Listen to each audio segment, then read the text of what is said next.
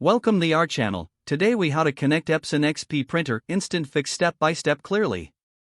Begin by unpacking the Epson XP printer from its box. Remove all protective materials and tapes from the printer. Place the printer on a flat, stable surface close to your computer. Connect the power cord to the printer, then plug it into an outlet. Press the power button to turn on the printer. Wait for the printer to initialize and load its cartridges. Once loaded, open the printer's front cover to install the ink cartridges.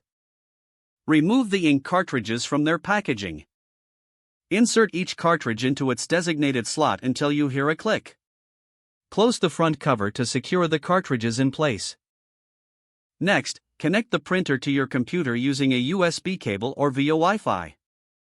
If using USB, simply plug the cable into both the printer and your computer. If connecting via Wi-Fi, access the printer's control panel.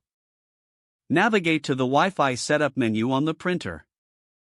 Select your Wi-Fi network from the list of available networks. Enter your Wi-Fi password when prompted. Confirm the connection on the printer display. Download and install the appropriate printer drivers from the Epson website. Open the downloaded file and follow the on-screen instructions to complete the installation.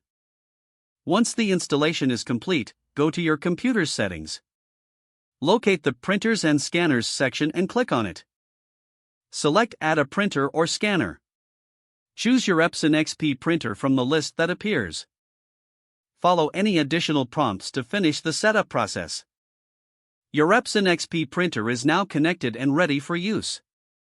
If the page does not load, refresh the browser or try again in a private or incognito window.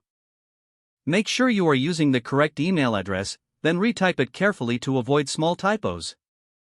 If your password is not accepted, use the reset option and create a new strong password you can remember.